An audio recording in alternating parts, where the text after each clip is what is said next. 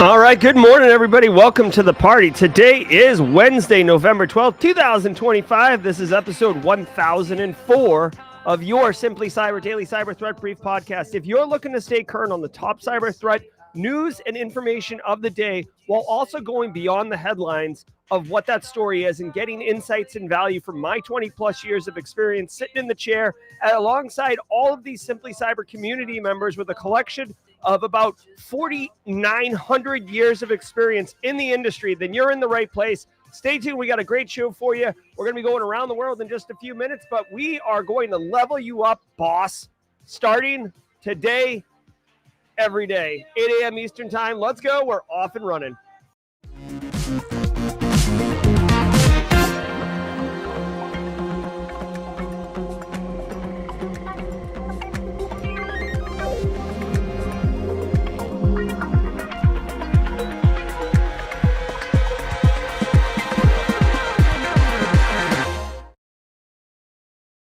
All right. Good morning. What's cracking, everybody? We are at the midweek hump day.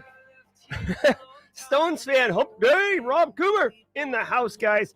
I want to say what's up. We got a great show for you. We're going to be going through about 8 stories, going beyond that. Before we get going, we will go around the world. If you're new here, drop a hashtag first timer in chat. Hashtag first timer in chat. We have a special, emote, special sound effect, a special way of hugging you and welcoming you to the party. It's as simple as that. Good morning, AA Witherspoon. A lot of familiar faces in chat, a lot of new names. Guys, it's always great to have you here. I hope you get value from the show. Stay tuned because we will do Jawjacking at 9 a.m. Eastern time. Jawjacking is a 30-minute AMA show where I'll answer whatever questions you possibly have. I can't do one-on-one coaching, but I can do a free, mentor at scale 30-minute show. And then we've got 2 cyber chicks at 9:30 a.m. Talking about resume black holes to digital hustles. You're going to get hired, and 2 cyber chicks is going to show you how to do it. So just an epic load of content. Come and go as you please, but just know that we're always here. Me, new handle, first timer, loving the energy. Welcome to the party, pal. If the squad members can help me at me, new handle. Welcome to the party, pal. And me, new handle. If you like the energy, wait a second, bruh. Wait until we go around the world because that's going to melt your face. All right, before we get into it, I do want to say shout out and love to the stream sponsors. Actually, before we do that, let's give you more value. Every single episode of the Daily Cyber Threat Brief, including episode 1004, this one where you're at right now, whether you're watching on replay or you're live in chat, it's worth half a CPE. What? How's that possible, Jerry? Well, if you strip away the coolness of all this, if you strip away the retro synthwave vibes, if you strip away the music and all the cool people here, this is a, hold on, let me do this in the most nerdy way possible.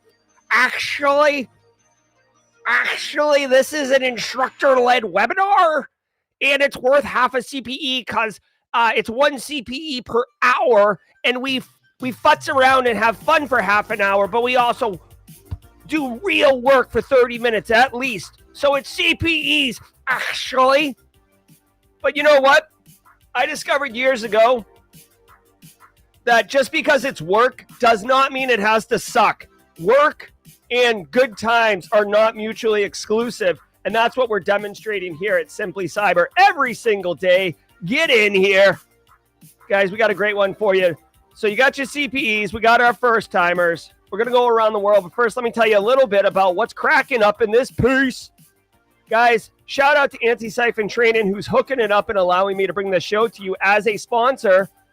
Now, Anti-Siphon Training disrupting the traditional cybersecurity training industry, but let's give you real value right now. Today is November 12th.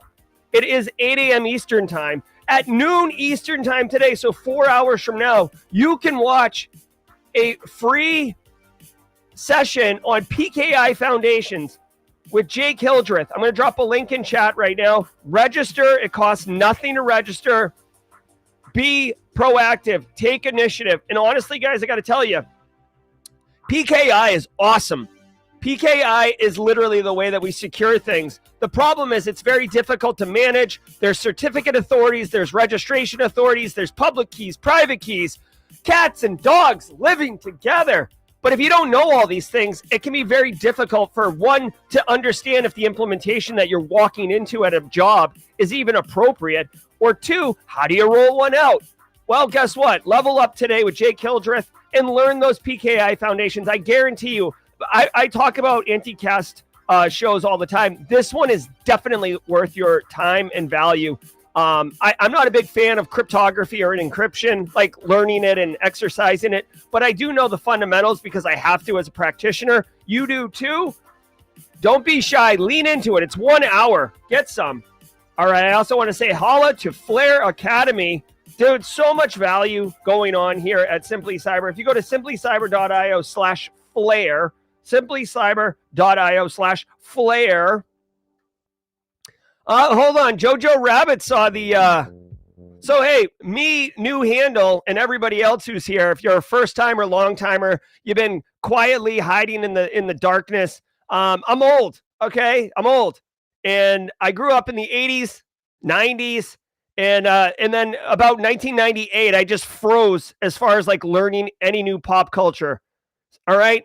So we have a drinking game here. Don't actually get hammered at work, but we have a drinking game here. Whenever I make a 80s, 90s reference, we yell drink. So if I mention Tamagotchi, if I mention Tekken 2, if I mention Street Fighter on Super Nintendo, if I talk about Saturday morning cartoons, He-Man, Thundercats, G.I. Joe, or slap bracelets, which apparently have made a comeback, drink! It's as easy as that, okay? Now let's talk about Flare Academy. Guys, as much as understanding PKI is going to do you well, you know what's going to hook you up even more? Understanding Active Directory and Entra ID, which is basically secretly codenamed Azure Active Directory or AD up in the cloud. Guys, tons of businesses are using M365. Tons of businesses are all up in Azure's face. So if you don't know how Azure Active Directory or Entra ID works, if you don't know identity and access management in a hybrid cloud environment, AD on-prem, Azure up in the cloud, I'm telling you, it's an opportunity for you. And this is a free 2-hour training on November 24th. Dude, that's right before Thanksgiving. What are you doing anyways? You already got your turkey breast, thawing in the fridge in the garage. You know what's cooking. Let's be real, you're going to be using the cranberry sauce out of the can, the jelly cranberry sauce. You don't need to make cranberry sauce from scratch. You've got time. Go to simplycyber.io/flare. 2 hours, learn about AD and Entra ID, take notes, and then when you're in a job interview, just casually drop knowledge bombs on people. Simple as that. Flare, simplycyber.io/flare. Thank you very much. All right, guys. And as always, longtime sponsor, ThreatLocker. Let's hear from them really quickly, and then we're going to come back, and Daft Punk is going to melt your face. So me, new handle, and all you other first-timers, do me a favor. Take your socks off while the ad plays, because otherwise they're going to get blown off when we start going around the world. You've been warned. I want to give some love to the Daily Cyber Threat Brief sponsor, ThreatLocker. Do zero-day exploits and supply chain attacks keep you up at night? Well, worry no more. You can harden your security with ThreatLocker. Worldwide, companies like JetBlue trust ThreatLocker to secure their data and keep their business operations flying high. ThreatLocker takes a deny-by-default approach to cybersecurity and provides a full audit of every action allowed or blocked for risk management and compliance. Onboarding and operation is fully supported by their US-based Cyber Heroes support team. Get a free 30-day trial and learn more about how ThreatLocker can help prevent ransomware and ensure compliance. Visit threatlocker.com/dailycyber.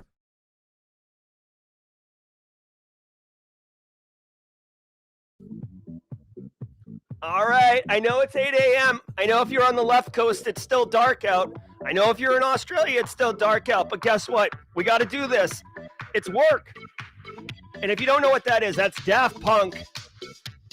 And we're about to go around the world. Every single day of the week has a special segment. And Wednesdays, we go around the world. This community that you're in right now is amazing.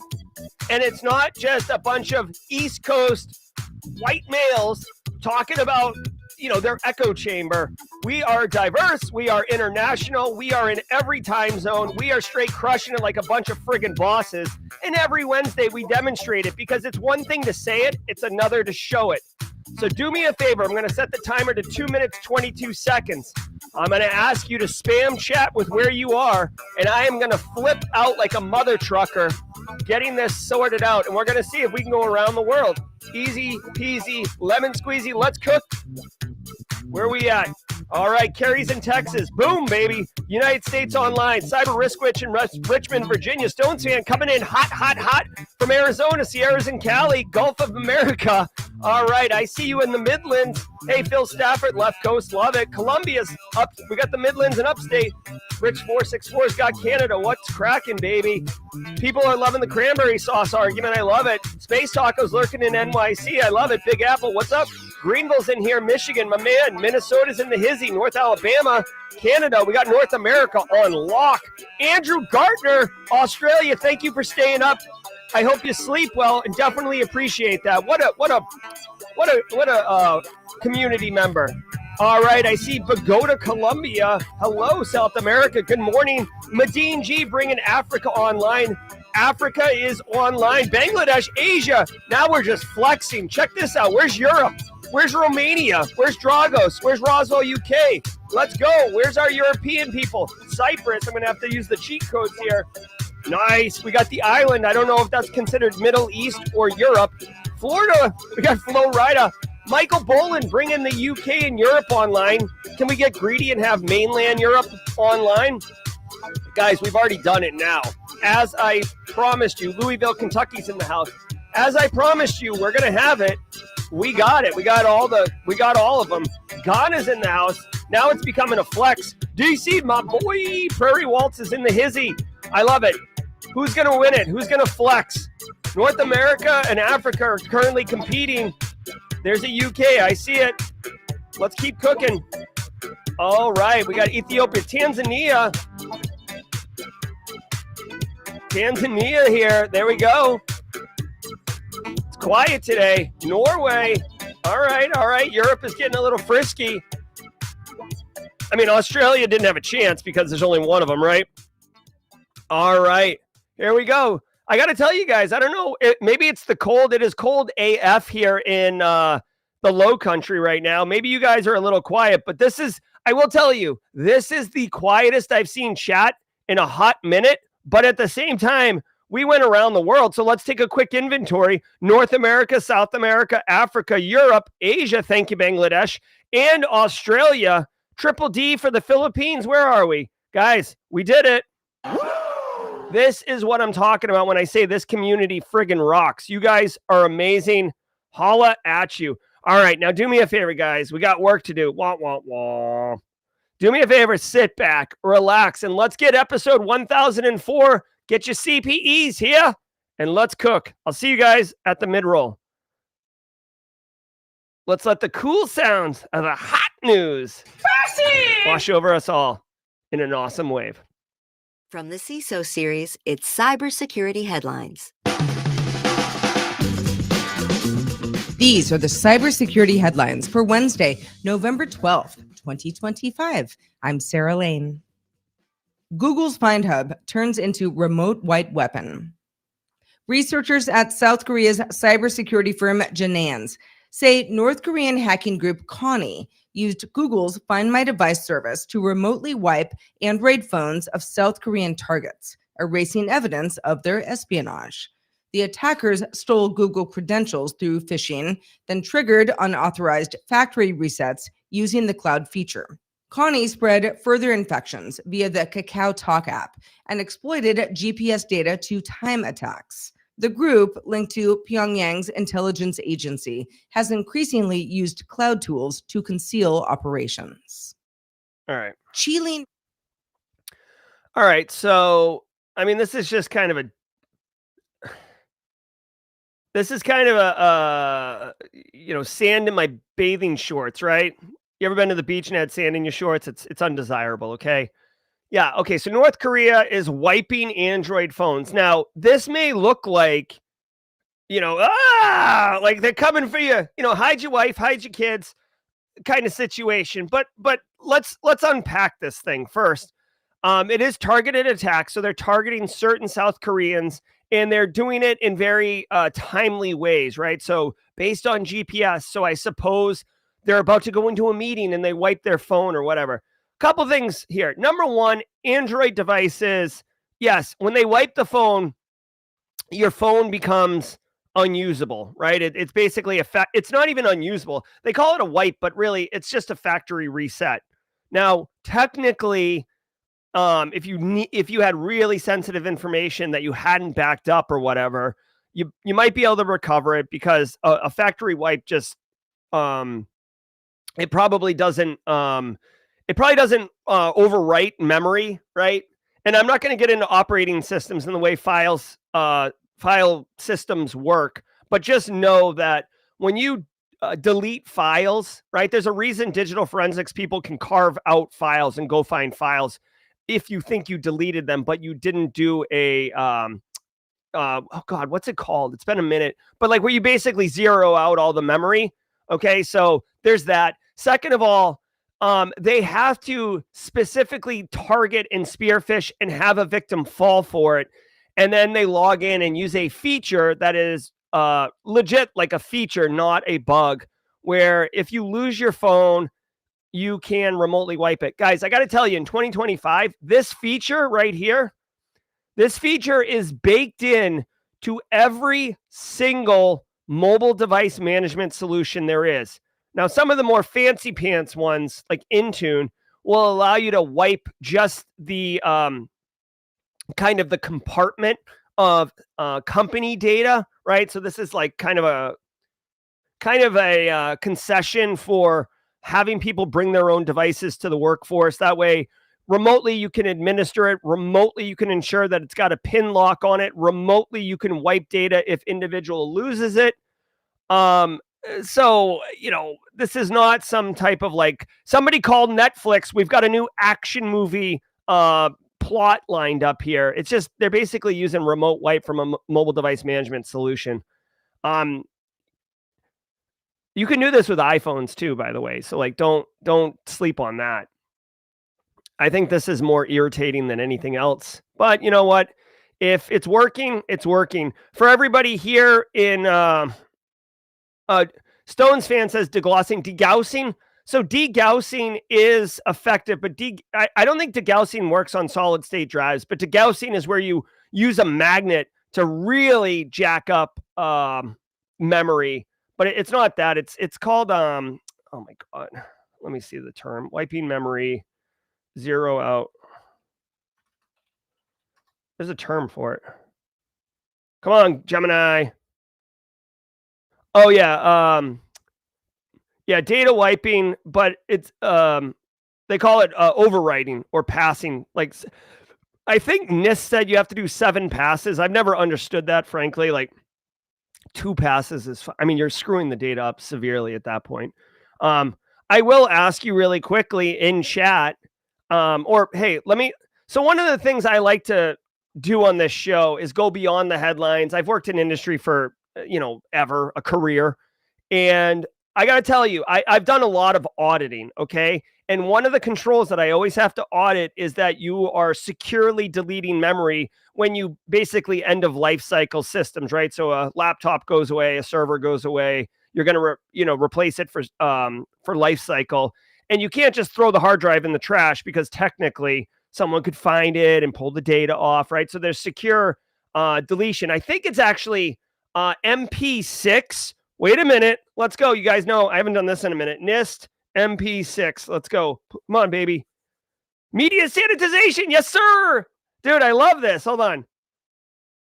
Nothing makes me feel better than correctly guessing a NIST control. Like this is like borderline infographic level. What's going on here? Come on.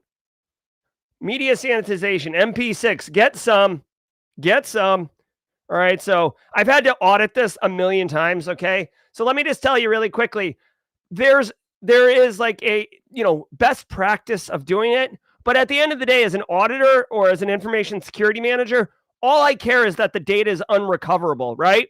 So I have seen so many different ways to implement this, and I would love it.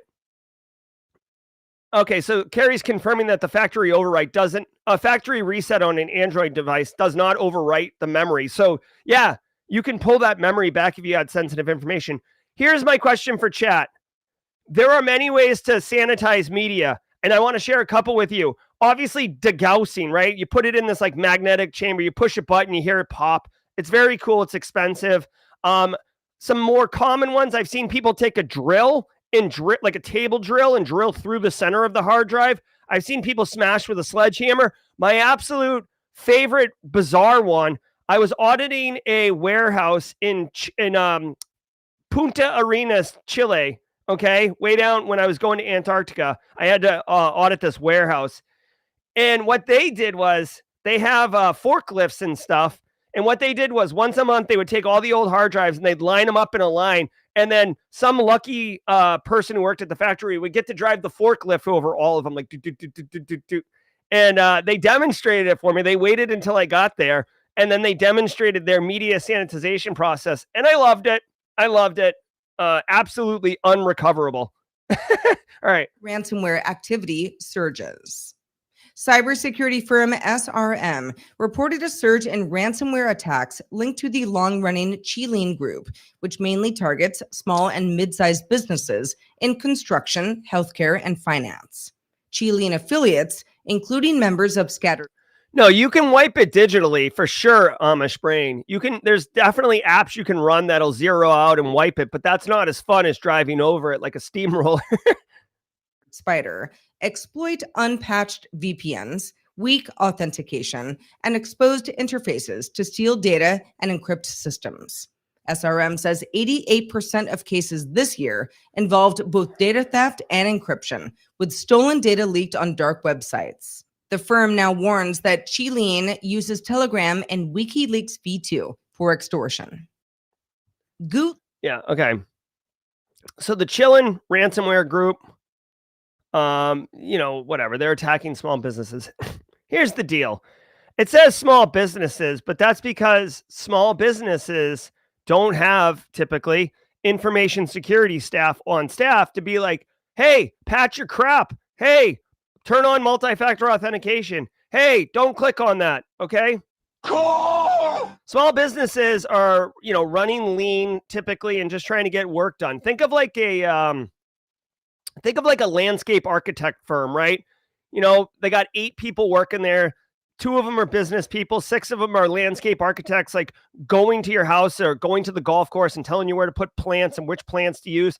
None of those people are going to have cybersecurity experience. And chances are they probably paid some MSP to set them up. And then, they send them, once a month, come in over the wire and do IT stuff, nerd, right? So that's what's going on. A lot of small businesses are this way. Unfortunately, some small businesses don't see the value in retaining IT services beyond the initial implementation. And now they're just, basically rolling dirty. Imagine, if you will, like a small business is kind of like paying to have a boat built for you, right? And then you get in the boat and then the MSP is like rowing the boat and you're like, oh, this is great. And you get to where you're going and then you're like fishing off the boat. And you're like, this is great. Look at this. I've got a boat and I've got fishing and the water's beautiful and everything's cool. And then you look back at the MSP who's holding the oars and you're like, why are you still here? And the MSP is like, hey, I need my, $2,000. And it's like, bro, why? You've just been sitting there. And it's like, yeah, but I'm here. Like, you have to pay me. And it's like, all right, you know what? Here's $2,000 and I don't need you anymore. Now here's the rub. Now you're sitting in a boat fishing, but if you want to go anywhere, good luck. If the tide comes in or out or it gets windy or a storm comes, your boat's just going to kind of list around on its own because you don't have a guy with the rudder or the oars. That's kind of like what small businesses do. Don't see the forest through the trees, all right? Because of that, you get all sorts of risk exposure, including unpatched VPNs, including MFAs that are not there. And frankly, this coupled with the fact that ransomware threat actors act like SaaS applications now where, instead of attacking everyone, they just offer the services. Hey, here's initial access brokers. Hey, here's a ransomware payload. Hey, here's a money laundering service. Very easy for you to use our service. And in exchange, we'll take a little taste of your, we'll take a taste of any ransoms that you collect, right? I will tell you, I believe honestly, okay, this is my hot take. And so whenever, hopefully I start getting on podcasts and people are like, Hey, what's your predictions for 2026? My prediction for 2026, there is a consolidation, just like the T-1000 in Terminator when he goes to the smelting plant. Do you guys remember that? He gets covered in nitroglycerin, so he's frozen, and then Arnold says, like, chill out or whatever. I think he says chill out, and he shoots him with the shotgun, and then the T-1000 explodes everywhere, and then he's like walking away. But then the smelting plant is so hot that the mercury starts bubbling, and then it starts coagulating back. That's what the threat actors are doing right now. They're forming like Voltron. The problem is, for them, is that when you form like Voltron, you have a giant target on your back, And I think that law enforcement is going to take action. So my hot take is that this, like, Lapsus, Scattered Spider, Shiny Hunters, Qilin, like this kind of like new wave of ransomware threat actors, I think law enforcement's going to do a very massive takedown in 2026. Anyways, patch your VPN. Don't be that guy. You gotta patch it. GootLoader is back. Cybersecurity firm Huntress says that the GootLoader malware has resurfaced using a new evasion technique that hides malicious zip files behind custom WooF2 web fonts on compromised WordPress sites. The trick disguises file names by substituting glyphs, making them appear harmless until rendered in browsers. GootLoader infections have led to domain controller compromises within 17 hours, deploying the super backdoor for remote access. Linked to threat group Hive 0127, GootLoader continues spreading via SEO poisoning and also Google Ads. SAP. All right. So, dude, I wish these threat actors would turn to the light and help me with SEO optimization to get Simply Cyber Academy. We just become best friends. Yep. To the top of results. We got a super chat from Mara Levy in the hizzy. Mara Levy, I'm going to bring it on stage. She says, submitted my Goonies talk to B-Sides Delaware as a last-minute fill-in, and it got accepted. My second ever talk right in my backyard. Chris Young and Luke Canfield speaking too. 3 Team SC members. How cool is that? Not only is it cool, it's awesome. And Mara, I'm super excited that you did that. Again, I'm a huge advocate of public speaking and the value it can bring to you for your career. And a lot of times the initial hurdle of your first talk can be intimidating and overwhelming. Mara Levy gave her first talk at Simply CyberCon 2025. And look at her now, just crushing it like a boss. Love it, love it, love it. Congratulations, Mara. And also to Chris Young and Luke as well. All right, so guys, this is a pretty legit attack sequence, very mature. You get infected through JavaScript malware loader. You're likely to fall for it because they're paying Google to appear in the top results. They're using search engine optimization techniques, which means it's possible that Google Gemini even recommends the malware payloads, not knowing that it's malicious, just knowing that they paid to be up there. And then there's like handoffs between one threat actor to another. AnyDesk, which is a remote management solution, can get installed at some points, but not in all instances. To me, this is a legit attack sequence and exploitation that should be taken quite seriously. Let me take a quick look, though. And by the way, quick shout out to Huntress. That's where John Hammond works. I think Jen Easterly's over there. I didn't realize how big they were. I texted John the other day for reasons. They have over 600 employees. I had no idea Huntress had blown up like that. So really, really cool. I'm a big fan of Huntress and what they do. Here's my thing. I want to know the initial infection because just by going to a website doesn't mean that you're infected. Let's see how this JavaScript-based malware loader works. Let's see. Let's see. I'm trying to figure out how it gets into your... Okay, so injects a script into the website to display a verify your human page. Okay, so again, here's the thing. You're not just infected by going to the page. It looks like the JavaScript loader. And remember, JavaScript detonates code, not detonates, but JavaScript runs code on the client side. So it can do anything kind of on the browser side and make appearances.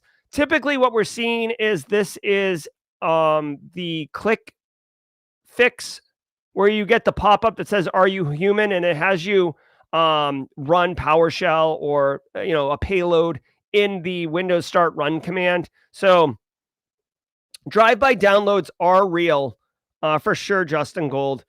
But the way that this one particularly looks like, it looks like it's you get sent to a site that you think is legit. You get presented with a prove you're human. Oh, okay. This is another one where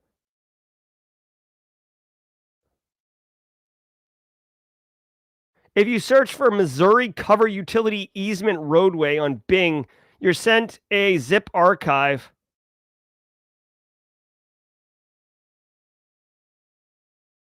And they're using web fonts to obfuscate the file name. So this is the file name, apparently.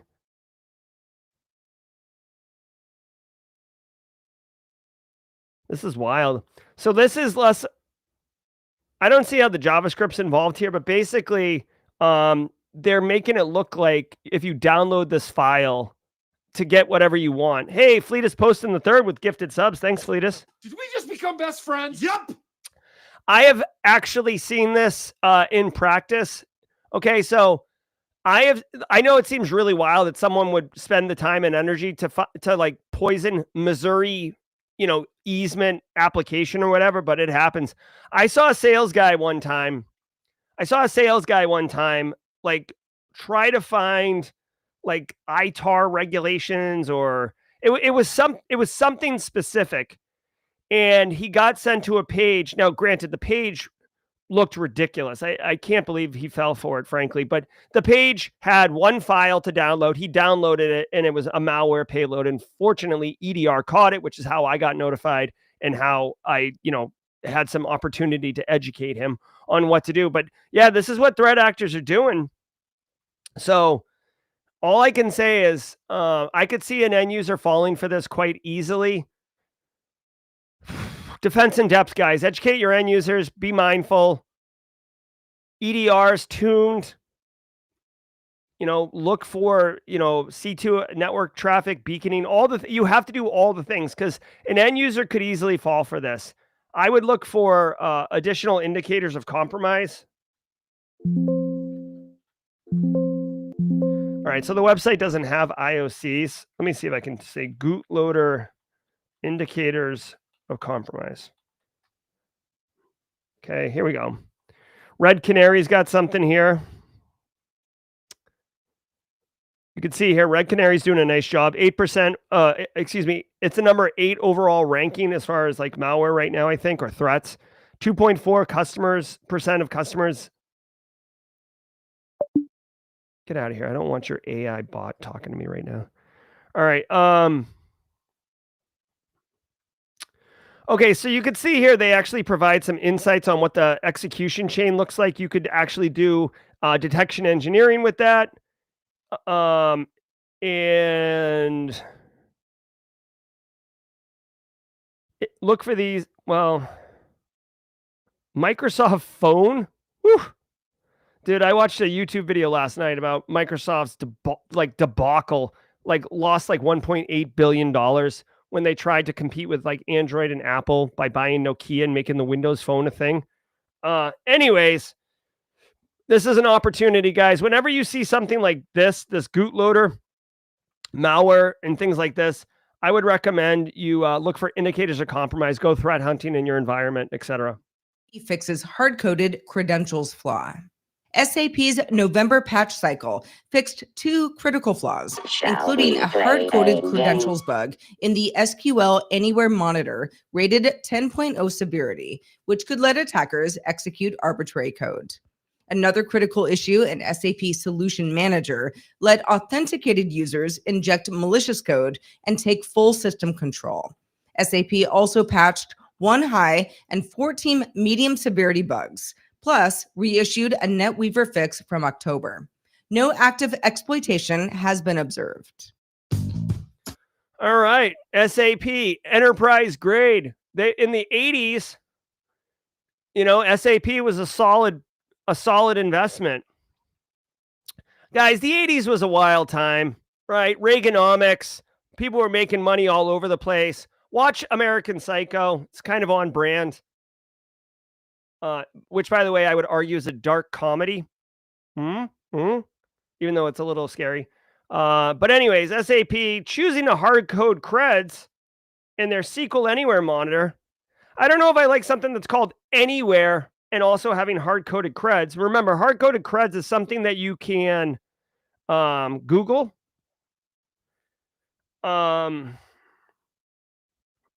Really quick, this is another thing. This is a vulnerability. I always like to take the vulnerability and go to epsslookup.com. This is a Barricade Cyber free service. You can put the CVE in there and Google it. You have a 0.07% chance of having this compromise you in the next 30 days. Now, granted, this is a hard-coded cred, so it is a 10 of 10, the worst on CVSS scoring, because it basically requires zero skill. You just literally type in the creds. I think the challenge here is finding I'm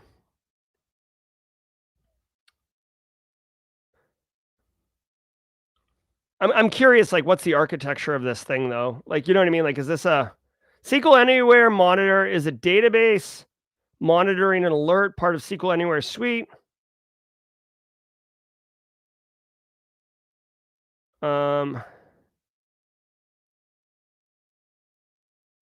I guess here's the thing. It's a solution to monitor SQL databases. There's no architectural design ever where you have a SQL database internet facing, right? So first of all, there's your first problem, right? It's like walking into a house where instead of a window, there's just a hole in the wall. And like you've been called to the house because the homeowner is complaining that it's cold. And you like walk in and you're like, your first problem is you have a hole in your wall. I think we should solve that first. So if you have your SQL database internet facing and directly accessible, I think we've discovered a foundational issue. All right. So let's get that sorted out. Yes, hard-coded creds are terrible, but your architecture design's worse, if that's even possible. Okay. So here's the deal. Quick, as always, if you're running SAP, check to see if you have SQL Anywhere monitor. If you do, make sure that it's not internet facing. If it is internet facing, you should probably check to see if anyone's logged in with this particular cred yet, because I don't see why they wouldn't. You can use Shodan to find it. And yeah. Now, hold on. I guess the question is, hard-coded creds are not always simple to fix. Let's figure out if they fix this.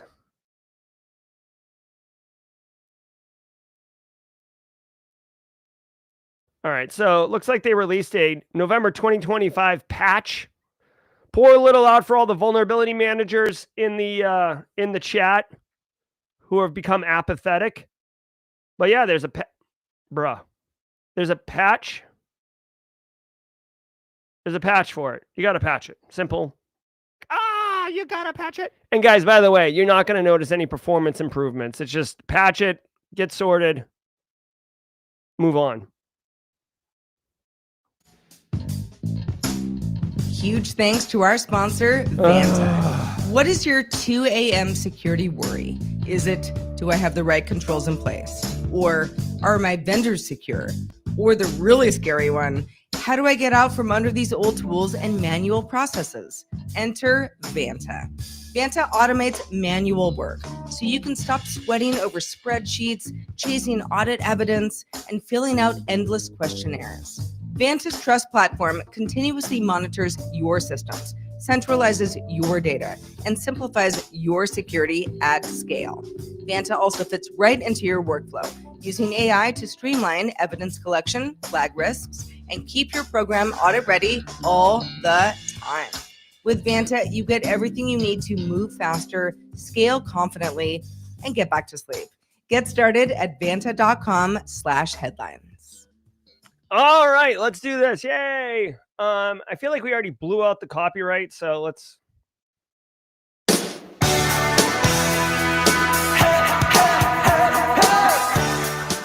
All right, y'all. Holla, holla, holla, holla. We're not going to listen to the whole thing because it's Wednesday and we already did Worldwide Wednesday at the beginning. It's 8:40. We got 20 minutes left of the show, and I want to be on time. Nick Barker's got to hold me. Nick Barker, hold me. Be like, I know Dan Reardon's probably going to get on top of this, but like Nick Barker, hold me like I'm Rose on the front of the Titanic and he's Leonardo DiCaprio. Guys, thank you all. Thank you to the stream sponsors, ThreatLocker, Flare, Anti-Siphon, and Barricade Cyber Solutions. Guys, Barricade Cyber Solutions is got an amazing bi-weekly webinar series around M365 called their Fortify 365 solution. Now, their next one is November 19th. It's session 7. And if you're curious what it is, guys, if you're running an M365 instance and you've got users, guess what? They have OneDrive, they have SharePoint, all the things, okay? If you haven't properly configured them, you're taking on risk that you don't need to. Come for 1 hour. You will learn very practical hands-on skills from Eric Taylor, including how to control guest access, how to make sure it automatically shuts down, how to have retention, right? How to have auto deletion of data, how to deploy group policies to make OneDrive consistent across your user base. This is an amazing way to, I'm not going to VantaCon. That you can't make me. Listen, go to webinars.barricadecyber.com today and come check out session 7, November 19th, 1 to 2 p.m. Like I always say, sign up. If you can't make it, you can't make it, but at least you'll have the option. Guys, thank you all so very much. Thank you, Chad. It's great to see you. Hey, is at me new name or me new handle? Having a good time? Our token first timer? All right, guys. Let's jump to the laws. Alpha Sierra, you know what's up. Let's go. Let it wash over you in an awesome wave. I'm going to turn the music up a bit.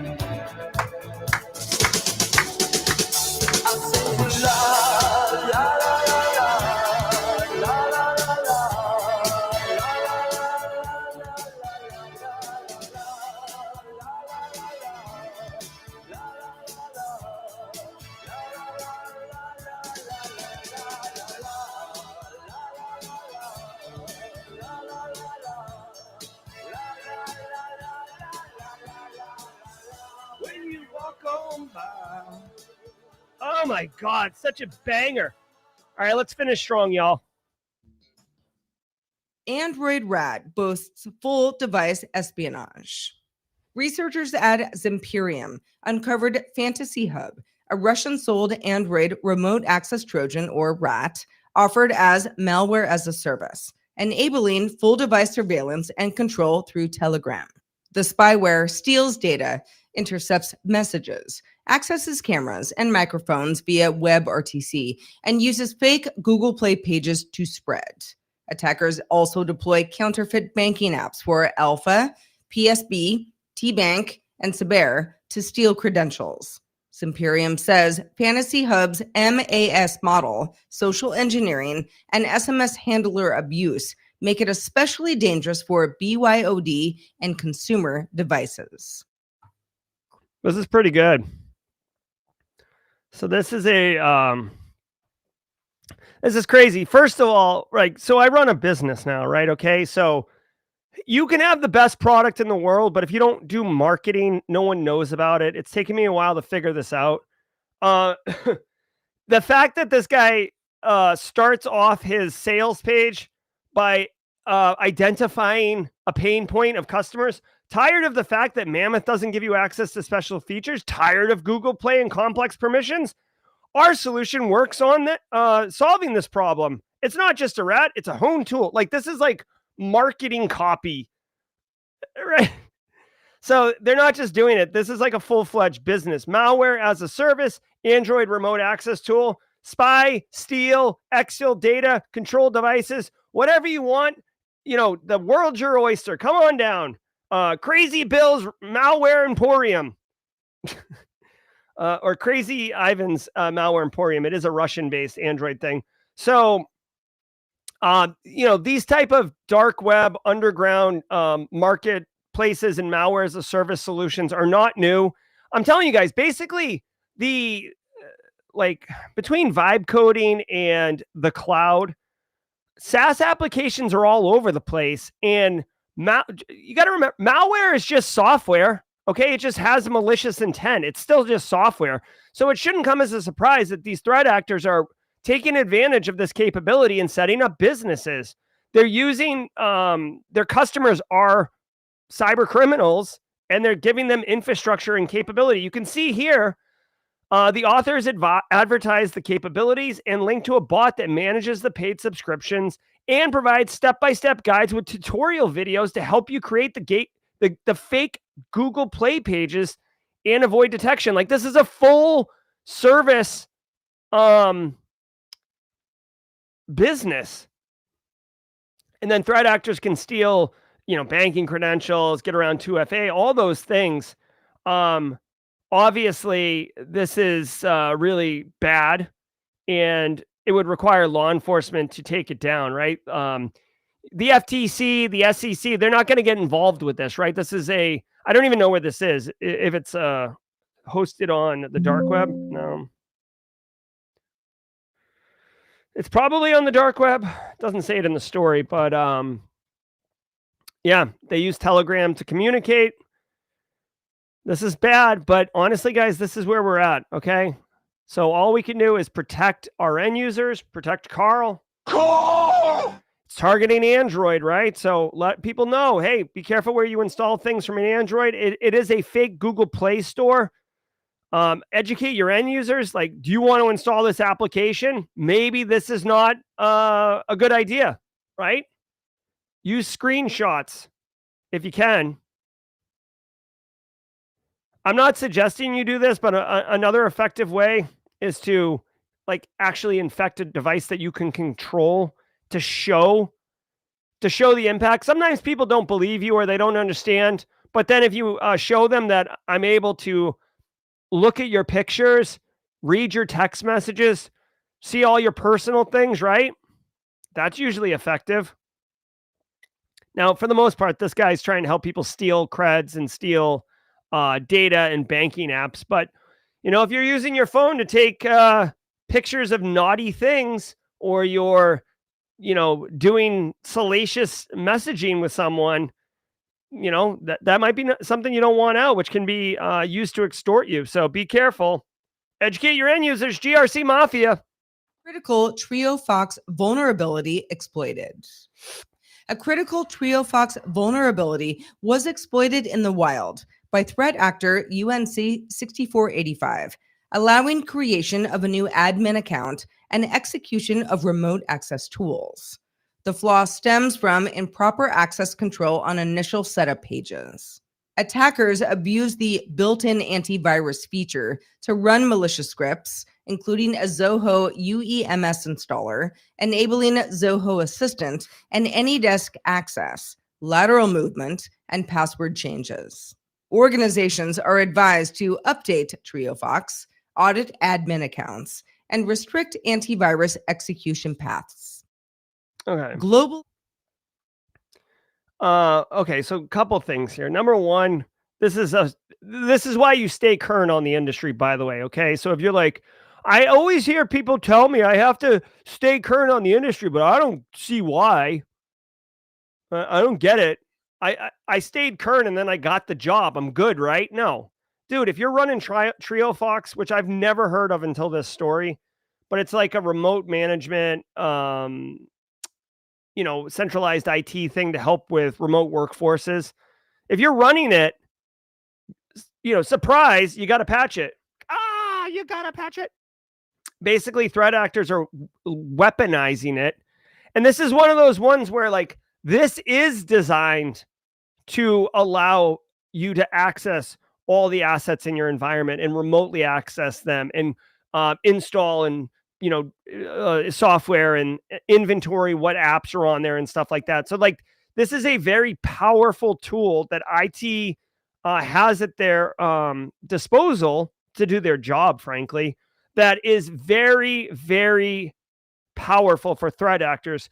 So just as a side step here, whenever you have applications that are designed for identity and access or IT management, those are incredibly valuable to threat actors, and they need to be prioritized as critical systems when you're doing your kind of like risk analysis, threat modeling, right? So as a GRC person, you can't treat every asset and every system and every application and every process and every end user, frankly, with the same level of criticality. You'll go insane. You do have to prioritize. And like, obviously domain controllers are high priority. But these internet facing remote access, really anything internet facing is a higher priority, but the ones that control security related functions should be the highest priority. Okay. So if you're running Triofox, patch it. Second of all, they said in the story that people are creating like rogue admin accounts so they can come and go as they please after you've patched it, which means you should do an inventory of user accounts, not just what they're called, but when were they created. That's another thing. You can manipulate these things, but if you're able to see account creation date, if there was one created this week, that seems unusual, right? I mean, you can go ask the IT people if they set one up, but chances are they didn't, right? If you were infected. So you can sort by creation date and just look for anomalies. A lot of times you'll see a bunch of accounts that are created around the same time during implementation, and then that's it. And then there's like one oddball one staying off to the side. The Triofox has a CVE. I'm going to go ahead and use epsslookup.com. 7% chance. So this is not marginal. To me, really quickly, based on what I'm looking at here, if you're listening on audio only because you're Derek Welski getting your gains in, or you're driving in the car to work, dropping the kids off or whatever, this has a 7% chance of you getting infected in the next 30 days if you're running Triofox. Of the hundreds of thousands of vulnerabilities in the EPSS database, this is in the 91st percentile, which is pretty gnarly. And CVSS score of 9.1, so that is a critical vulnerability. All these things kind of stack up that I would make this an effort to get this sorted out this week. If you're running the Triofox, okay? Again, just to remind everybody, you need to upgrade past version 16.7.10368.56560. You just look it up, okay? Logic impacted by attack on Oracle. Hitachi subsidiary GlobalLogic was affected by a CLOP ransomware campaign targeting Oracle e-business suite customers. Human resources data for nearly 10,500 current and former employees was exposed, including names, contact information, social security numbers, and bank details. The breach began July 10th. It was discovered October 9th, with the last malicious activity apparently August 20th. CLOP reportedly demanded up to $50 million from victims, and dozens of Oracle customers were impacted. Wait a minute. This is interesting. This is interesting, man. Careful, I got a beverage here, man. Drink. So hold on one second. I'm curious. Just give me a second. Again, I didn't tell you this at the beginning. I do not research or prep for these shows. I'm doing this in real time, live, every day. And if you've caught Marcus Kyler's talk at Simply CyberCon 2025, you know that this is very easy to do. Anyone can do it. But give me a second.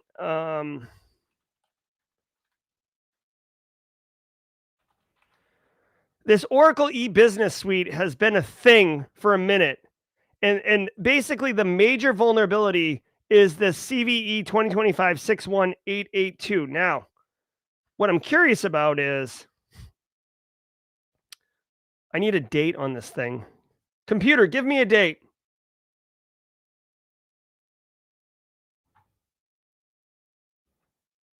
Okay, so check this out. This is really wild, man. Seriously, the rug really did tie the room together. You know, these men, they thought I was you. All right, so this is weird, okay? Follow me on this one, y'all. This was added on October 6th. I knew that this was just recently added, okay? October 6th is when this Oracle e-business EBS vulnerability came out. People getting popped all over the place. Clop ransomware specifically was exploiting, starting all the way back to October 9th, where they were up to $50 million in ransom demands. Harvard Business School was involved as one of the early ones, a couple other ones. Check this out. This is weird to me, okay? Hitachi, a subsidiary, GlobalLogic, which is like basically a tech company under the Hitachi brand, got hit. Now, here's the weird thing. They're saying that it discovered the data breach October 9th, which is 3 days after the vulnerability came out, which makes sense. But they determined that they were initially breached on July 10th. So what it sounds like to me, based on this little nugget of knowledge, is that Clop ransomware discovered this EBS problem and was smashing victims all over the place. And then Oracle or victims or whoever, through threat intelligence sharing, discovered that this is the problem. So, dude, that's like June, July, August, September, October. That's like 3 months, 90 days of crime spree opportunity for Clop ransomware. So I would suspect that Clop ransomware is going to have a bit more victims out there. I didn't realize it was this. This is quite interesting. So if you're GlobalLogic, there's a data exfil. What came out was, I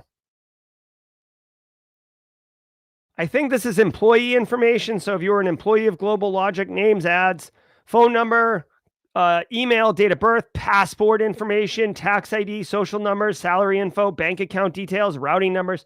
So not good, right? Obviously, Clop ransomware doesn't really, as far as I know, Clop ransomware doesn't pick peanuts out of elephant poop, right? So they're not going to take this information, sort by salary, and then go target the high value assets. They might do that or sell it to someone else. For the most part, Clop ransomware just extorts money out of businesses. So not good. As always, what I would say is, I'll tell you two things. Number one, if you're running Oracle EBS and you haven't patched it yet, what are you doing? You gotta patch it. You are absolutely riding dirty, taking on massive risk for no reason. I'm actually curious what the EPSS score is on this one. I have to imagine this EPSS score is like greater than 50% if I had to guess. Let's take a look. Yeah, EPSS score is 82%. 99th percentile. This is the worst of the worst. And you have a better chance of getting popped if you're running this than, I mean, I don't know, like hitting the 3-way parlay on Sunday's FanDuel or whatever. I don't even know, dude. 82%. Dude, if I had anything that had an 82% chance, I'll take that. So again, don't F around with this one. If you're running Oracle EBS, and you've been getting pushback from your organization to patch this thing, if the executive team's like, nah, we'll get to it. This is a hill I would die on. Okay. This is where you spend political capital. This is one of those instances. Get this sorted out ASAP. As an editorial, if I was going to be a threat actor, like, again, I don't support, endorse, or promote cybercrime in any capacity whatsoever. I'm not a fan. Don't do it. However, as an academic, I will say, of all the ransomware threat actors, I feel like Clop ransomware is my vibe. Okay, they're in my swim lane. They're organized. They're very special. They're very targeted on who they attack. When they do attack, they squeeze as much juice out of that lemon as possible. They don't go wide. They go deep. I guess if we were doing like a threat actor, award, Clop would get it, right? Move it. Clio, now Oracle EBS. They don't go hard, but when they do, they go deep. Clop ransomware isn't all over the place, and they're also quite demure, right? They don't try to make big splashes. Okay. Clop ransomware. Flaming donkey on line one. You know what I mean? All right. Throws private AI compute. Google is launching private AI compute, Bye, Grady. a Grady. cloud platform Bye, Devin. that lets devices run advanced AI tasks while keeping data private. Similar to Apple's private cloud compute, it moves intensive AI processing to the cloud without exposing sensitive information back to Google. The system is meant to expand AI features on devices like Pixel 10 phones, enabling more personalized suggestions from tools like Magic Q and supporting additional languages for recorder transcriptions. Google frames it as a secure way to handle complex AI tasks beyond on-device capabilities. All right. So for the sake of time, I'm not going to spend a terrible amount of time on this. Here's the deal. Google's offering private AI. My suspicion is that it's private, except to Google, right? You can use it, but Google is going to just take a sniff, if you will.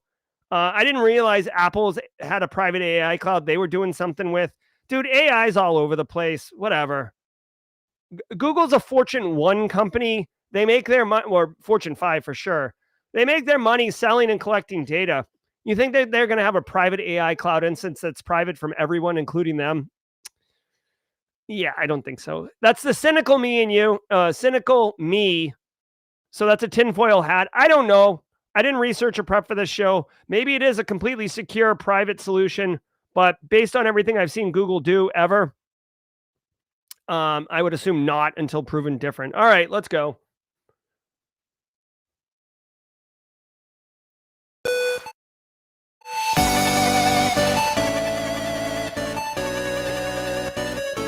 All right, guys, we did the thing.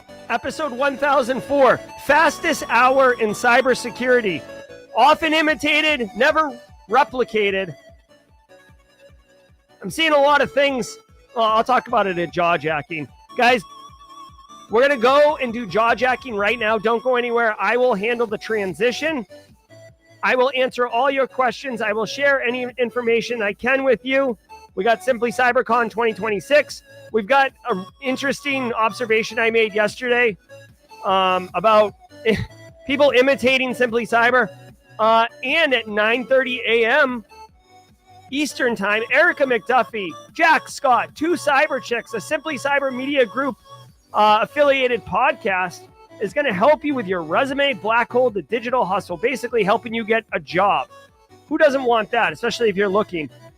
You're welcome, Super Zoomy. Thanks for the long-time support. I'm Jerry from Simply Cyber. Until next time, stay secure.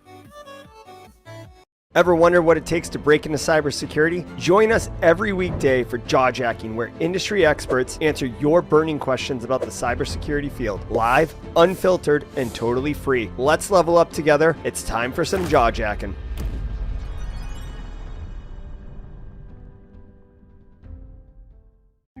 What's up, everybody? Welcome to Jawjacking. I am your host, Jerry Guy, coming hot off the heels of the Daily Cyber Threat Brief, hosted by that nerd, Dr. Gerald Auger. How dare he put on my glasses and do actually and nerd it up? I feel like I need to throw these glasses away and get a new pair because that nerd has tainted them. I'm joking. It's just an alter personality for the fun of Jawjacking. What do we do here, guys? If you got questions, I will answer them. If I don't know the answer, I will do everything in my power to get someone who has the answer. It's about leveling you up. It's about empowering you to be the best cyber pro you can be. And it's about community. So say hi to all your friends in chat and let's get cooking. First question out the gate from Jay Crypto. Jerry, did you see the story yesterday about China accusing the U.S. of stealing $13 billion? $billion? Okay, no, I didn't see that. Let's take a look, shall we? That's like Lazarus, like did the NSA told Lazarus to hold my beer? All right, hold on. I can hear my neighbor outside. He probably thinks I'm a lunatic. go into my garage, go into my studio for 1 hour a day and just yell to the top of my lungs by myself. All right, so let's look at this story. Bloomberg, China accuses U.S. of orchestrating $13 billion hack. You know, oh my God. I guess you know what? If you're going to go big, if you're going to be a bear, be a grizzly. Am I right? All right, what's this story about? Dude, 127,000 Bitcoins. Jesus criminy. From the Lubian Bitcoin mining pool in December 2020. Okay, come on. This is 5 years ago. So it wasn't $13 billion. What was a Bitcoin? Justin, can we find out what Bitcoin was trading at in December 2020? Because, this is a bit misleading. All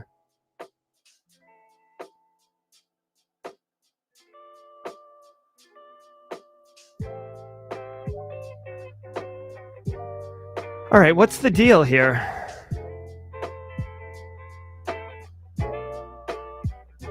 Oh, so, all right, so this is funny. So China's accusing the United States of stealing it, but they didn't really steal it like Lazarus Group and malware. The Department of Justice did a civil forfeiture complaint and seized the 127,000 Bitcoin. So that they did this like in plain sight. All right, so 120, so really, I'm popping a calculator up right now. 127,000 times 20,000. Oh my God. 127,000 times 20,000. That's $2 billion. Okay. So let's get facts, right? It was $2.5 billion seized, not 13 billion. But you know what? Hey, the levers of power, the Department of Justice, go for it, bro. I'm sure it'll just get tied up in court. Sounds like China's just, taking an opportunity to jump on this one. Okay, let's keep going. Thanks, Justin. Continuing, if you have questions, put them in chat with a Q. LeGrat, Jerry Guy, drink. All right, looking at chat right now. Oh, hey, so Sierra Montgomery brings this up. John Strand talking about China. Yes, I did see that. I saw that on LinkedIn, and I don't know if you guys saw it because, you don't have to, but I'm trying to find it because I actually did register for it and I will be there. And I made a post about it that I would be there. If you wanted to check it out here, this is the story, not the story, but the thing. Here's John live in the car talking about this type. I do think they made a spelling mistake. I see how it says X Typhoon. Typhoon has 2 O's in it, so I don't know if this was deliberate or not. It seems like it was deliberate, but like there's Salt Typhoon, Flax Typhoon, Volt Typhoon.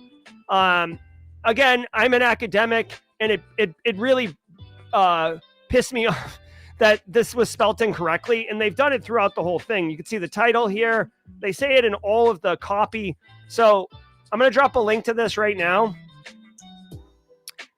I don't know if the URL might be too long. Oh, there you go. I'll pin this. It's tomorrow, Thursday, from I think 1 p.m. Eastern time, November 13th.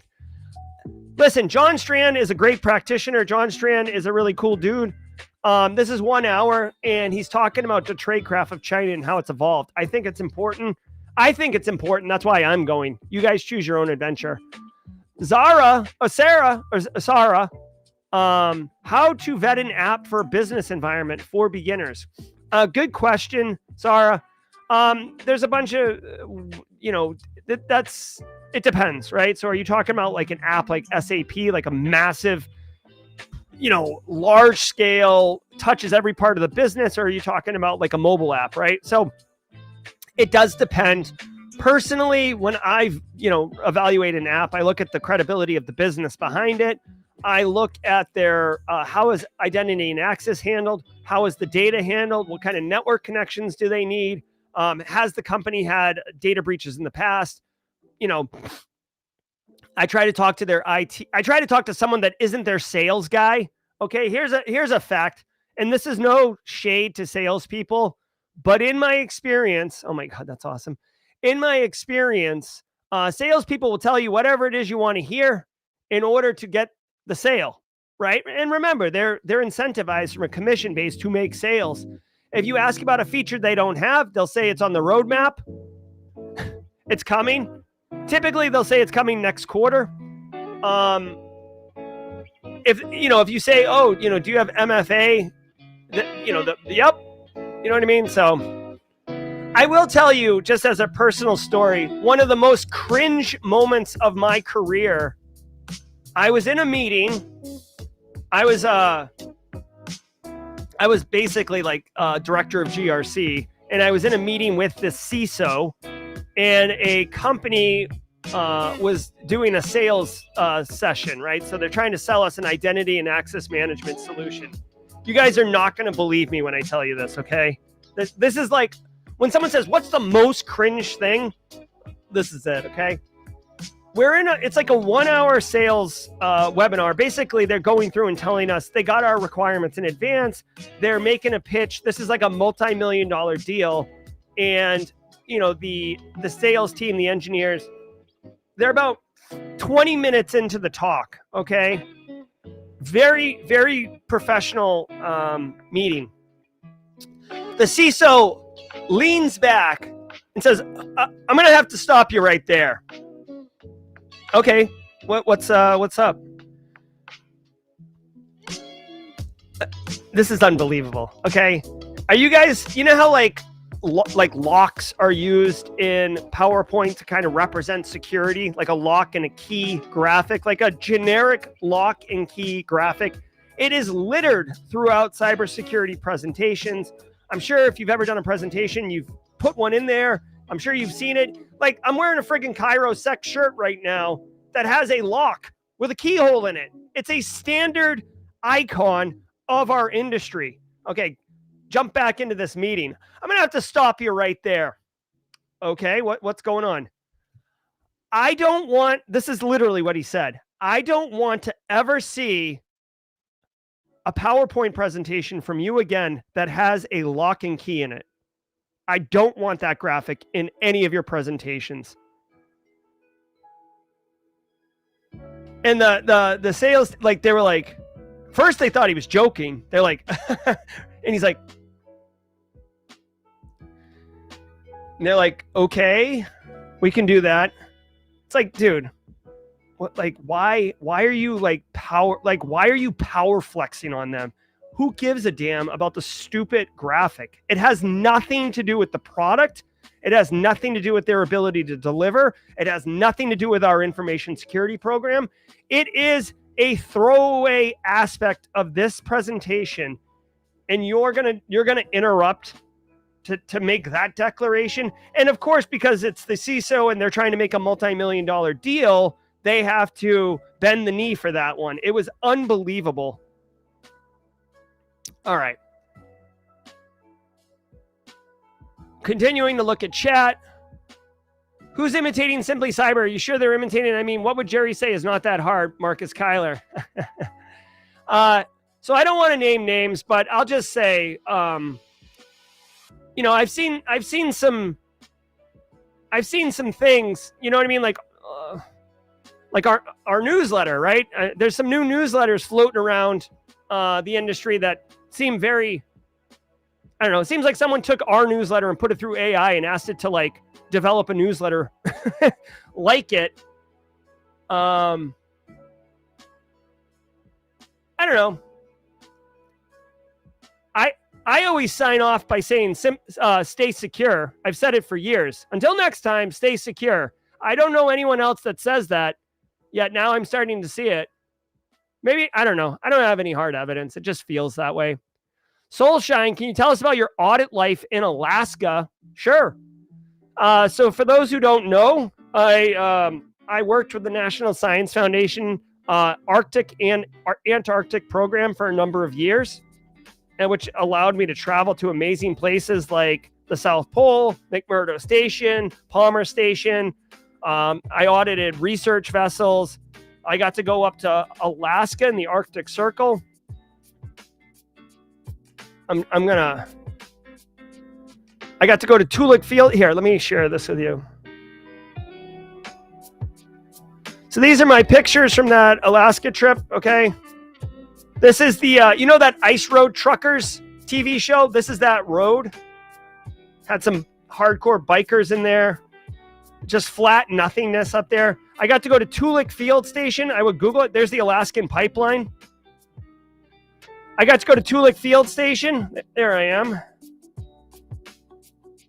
Right here, Tulik Field Station. Very, very cool. Okay. Got to do a audit there. This is the Brooks Range. Gorgeous.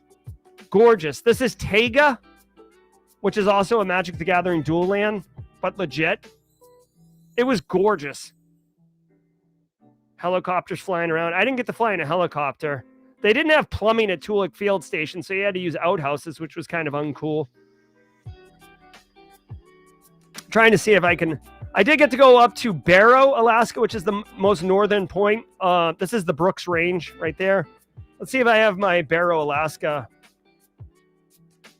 Yeah, you can see here. Welcome to Barrow, top of the world. I'm about to melt your face, guys. Soulshine, check this out. So I got to go to Barrow, Alaska, the most northern point in Alaska, well north of the Arctic Circle. There is an Inuit tribe there. And it was crazy. I got to tell you, check this out.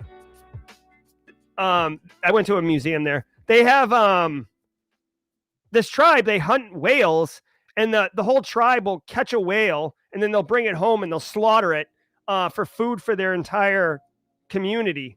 Okay? They had happened to catch and slaughter one while I was there. And this is the event. This is where they're doing it. And they just pile the whale meat into trash bags. It's so cold up there. You don't really need to like worry about this meat getting tainted because it's freaking freezing. And yeah, everybody in the town, gets a bag of meat. I tried some. Here we go. I want to share this to you. Okay, check this out. You won't believe this. This is me holding a piece of whale blubber meat, right? This was 2013. Okay. Here's me with a piece of meat. I'm smiling. I'm about to try this whale meat. Look at me. I'm experiencing things. I'm taking that bite. I'm confirming it. I'm realizing I'm not sure this is a good idea. I don't want to do this anymore. I'm doing it and I'm tasting it and I don't like it. This picture right here, the top right one, that pretty much sums it up. I did eat it. It was not good. Yeah. This is where I like low-key, like the frog who's crying emote, San Pedro or whatever. That's what I should have. This should have tears right here because I'm literally eating whale meat. And I didn't like it. I wanted to go home. It had like the grittiness and kind of the texture of like watermelon, except rubbery.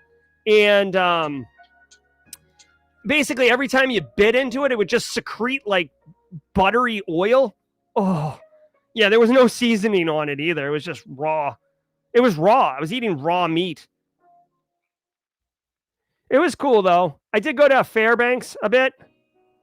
Alaska's wild, man. Like, that was the Inuit tribe part. Fairbanks and Anchorage is actually pretty cool.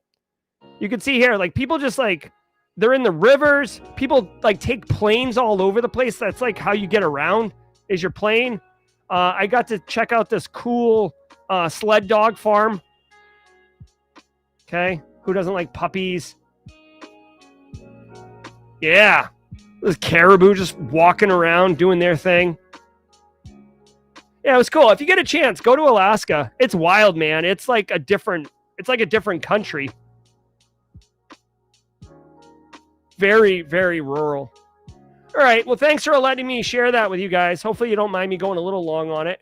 I don't talk about my personal stuff too often. And by the way, I just did audit work, right? It's like executing an audit like anywhere else. Cyber Risk Witch, actually, I actually had a dream last night that I was trying to I was pushing a push cart down a trail, and we were in a hurry to get to the end of the trail. Nadine was following me, and I came around the corner, and there was a mama bear with a bear cub, brown bear, and I was like, oh! And Nadine said that I aggressively hugged her last night. So, will you guys be doing a meetup for Team SC in Delaware? Alicia Grimm, go onto the Simply Cyber Discord server, and you can ask. I don't know of a Delaware faction, but if there's anyone in chat from Delaware who wants to meet up, there you go. All right, continuing. I'm going to speed run this now because I feel like I kind of went off the reservation there on delivering value to you guys. Luke Canfield, how do you negotiate compensation for consulting, say for developing and teaching a 16-hour course?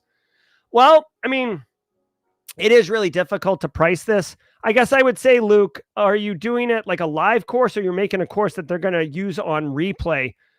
Back of the napkin math, 16 hours. I mean, if you wanted to say your bill rate was, $200 an hour, you could say it's what is that?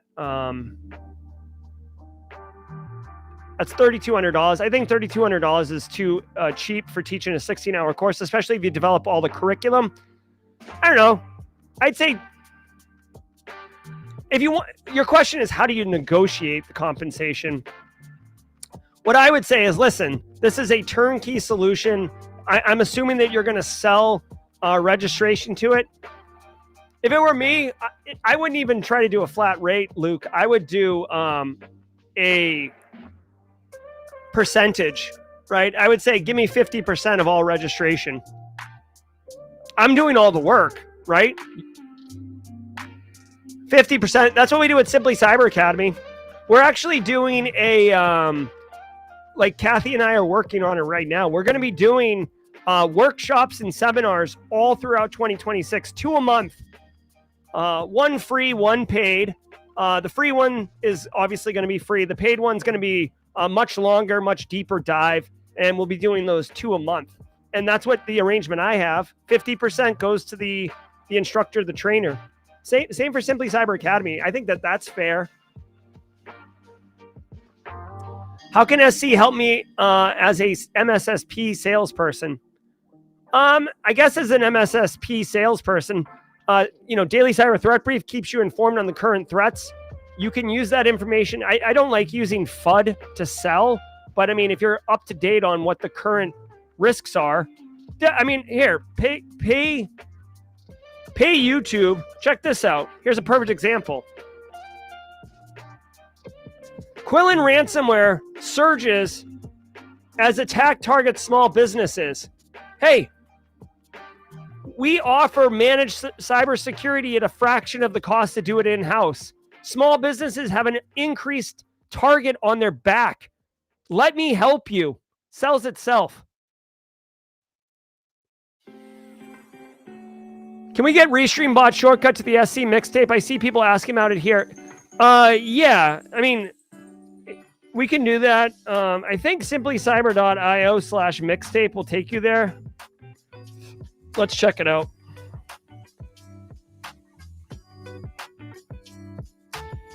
That does not take you there. Yeah, I will set that up. Thank you, Marcus Kyler. I'll do it after this song. After this thing. If you don't know what the mixtape is, check it out. This is a 90s hip-hop mixtape that I made. And if you can name that tune, you win a cigar. I'm joking. There's no prize, but you know what I mean. All right. Well, I will get a Restream bot and a quick URL, Marcus. Thank you for letting me know.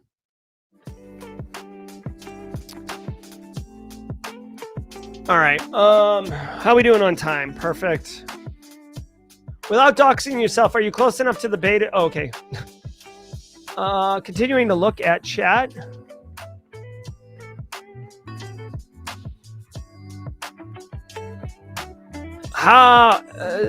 Reverend Timothy Johnson says, what do you know about Wi-Fi hacking with AI to see people in a structure? Well, I don't know much about that. I haven't heard about that. But when it comes to Wi-Fi hacking, kind of the standard starting point for me is Hack5's Wi-Fi Pineapple. I definitely think that that's a, ground zero. I actually bought one and have yet to do anything with it. I wanted to make a video screwing around with it, but that's why Kathy's here. So I can have time. But yeah, check this out. This, for me, I don't know about AI, but when I think Wi-Fi hacking, the very first place I start is right here. As far as I know, this is like the standard best practice. And if anyone knows anything about AI and Wi-Fi hacking, it's at Reverend. Should pull it up. Please let us know. Rich464 from Canada. Have you been hearing about pick snapping? It sounds like all the Android phones are having the potentially bad exploit chain. It's wild how it uses the stack. No, I haven't heard of that. Jesus, man. Pick snapping. Let's see. Here is that story.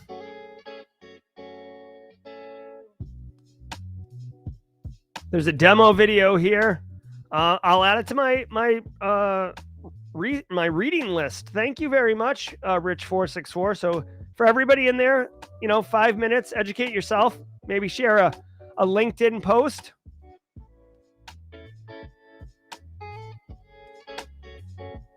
All right, continuing to look at chat.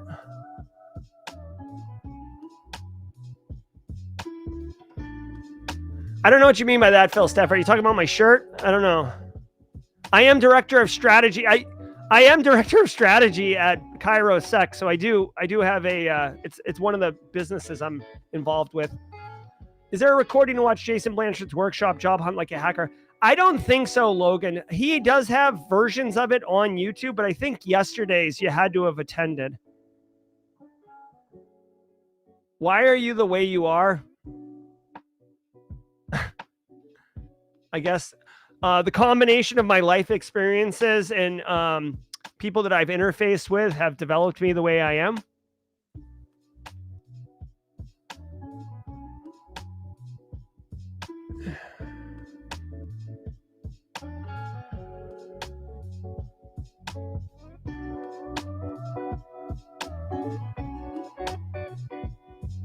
All right, I'm reading chat. You guys are saying some really nice things about me. Thank you. I wasn't sharing that earlier about the imitation in order to elicit compliments, but thank you. I don't think the NSF program has anything in Fiji. All right, continuing to look at chat. Remember, we have 2 cyber chicks at 9:30 coming up soon. Oh my God. Elliot Matisse does bring up a good point. Whale blubber compared to sour cream. I would probably eat the sour cream. That's how disgusting that is. And I'm like borderline holding back throw up just saying I would eat sour cream. I did not like the whale meat at all. At all, Alicia. I almost wonder if it wasn't meat and it was blubber and they were punking me. I don't know. There were other people eating it though. I don't know if I was supposed to cook it. No one else was. Oh, it was gross. I haven't thought about that in a minute, man. All right, we're going to be dropping to 2 cyber chicks in a hot minute. Cheddar Bob's got to go. See ya. Is there an AI GRC role? I'm loving GRC. There isn't one effectively yet, but there will be one. AI will be part of GRC.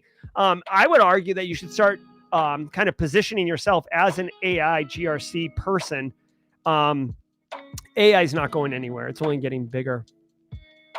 Continue. I'm scrolling chat right now really quickly before. Okay, now the pixanapping thing I didn't, but I will learn about it.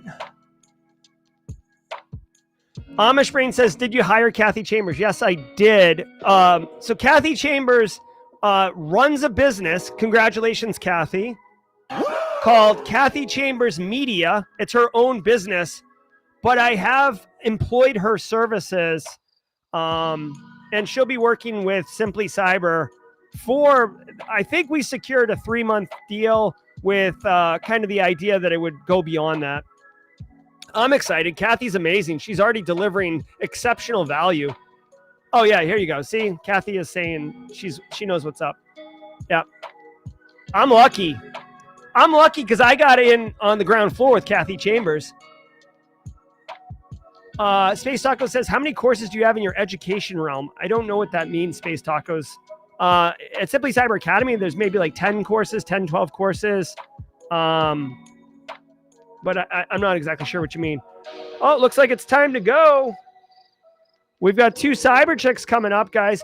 I hope you had a wonderful show. Thank you. If I didn't get to your questions, I'm sorry. Be wonderful, everybody. We'll see you tomorrow at 8 a.m. Eastern time for the Daily Cyber Threat Brief. Head on over to 2 Cyber Chicks and get your learning on. Let's go raid. Until next time, stay secure. Thank you.